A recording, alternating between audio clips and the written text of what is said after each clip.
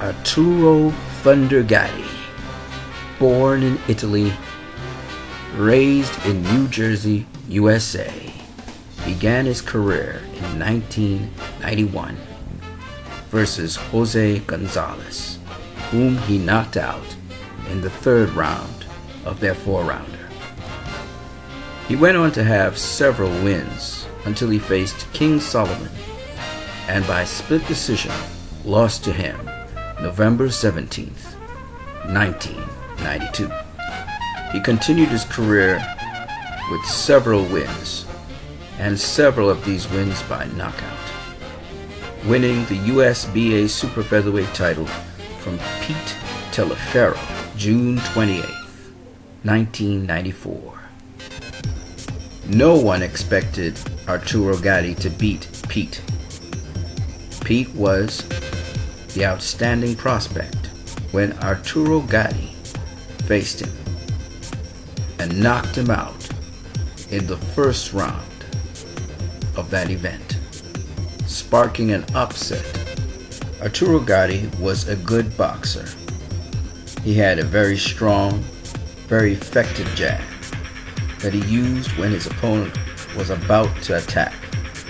He would flash the jab, keep his opponent at bay, and work off his jab with uppercuts for an opponent trying to come in and combinations. But what was great about Arturo Gatti, besides his standard punches that boxers use like left hooks, right hooks, uppercuts, straight rights, and overhand rights, was his ability to mix boxing with brawling at certain points. He could fight to some degree on the inside as well. In this fight against Pete Taliaferro, he showed his varied skills and his ability to mix a punch that a fighter was expecting with another punch. In this case, he mixed his straight jab with an overhand right, knocking out Pete Taliaferro.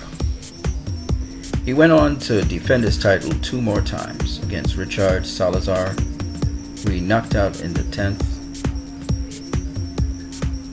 Jose Sanabria, who he had a unanimous decision win over.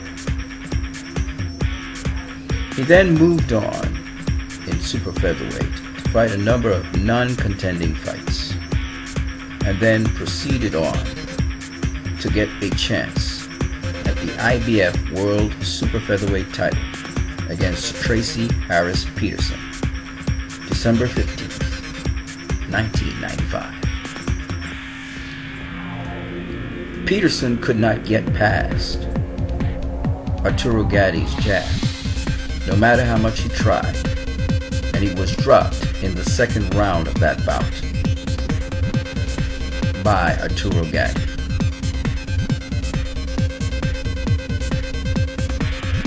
In the end, Arturo Gatti won that match by unanimous decision, becoming the new IBF World Super Featherweight Champion. After defeating Tracy Harris Patterson, he went on to face Wilson Rodriguez, defending his title and knocking out Wilson in the 6th round of that title bout. He went on to face Felicio Correra and then rematched Tracy Harris Patterson, who he beat in similar fashion. May 4th, 1997, he faced Calvin Grove, who had also faced Angel Manfredi. Calvin Grove was a game opponent, but he took a lot of punishment in this fight. In the end, Arturo Gatti beat him so bad that Calvin Grove retired in the 7th round of that fight.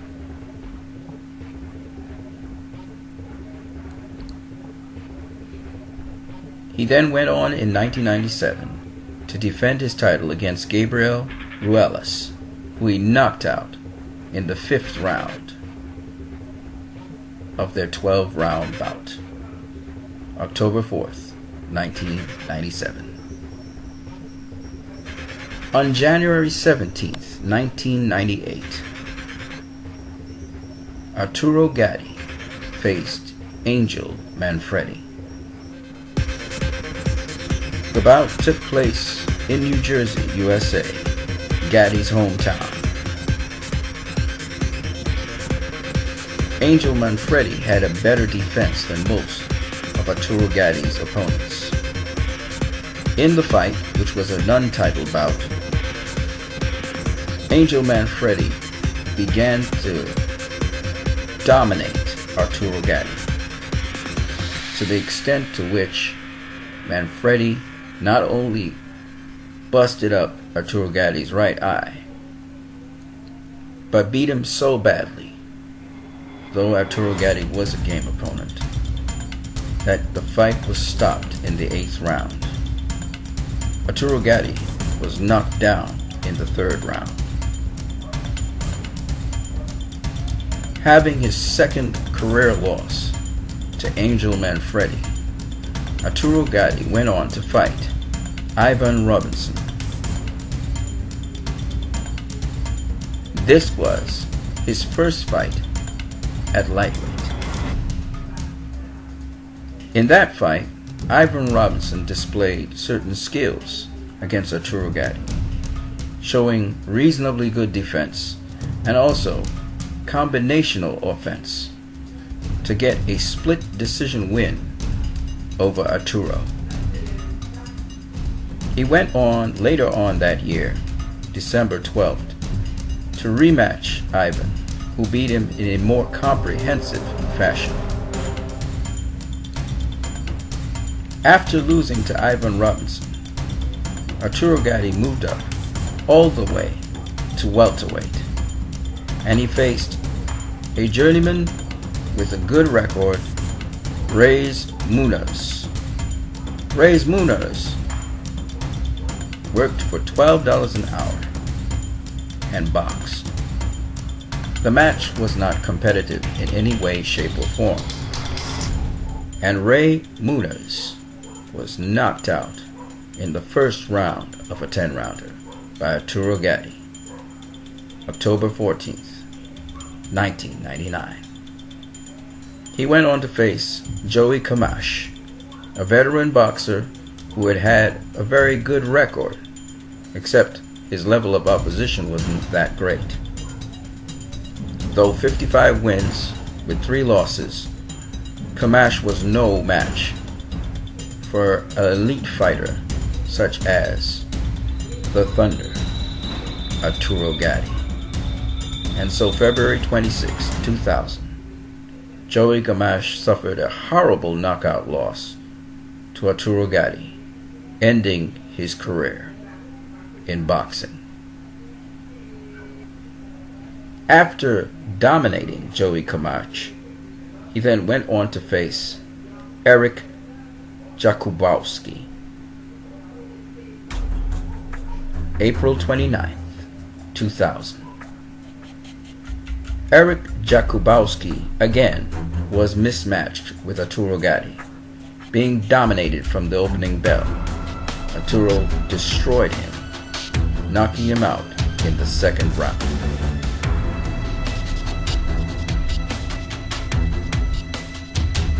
September 8th, 2000, he faced Joe Hutchinson.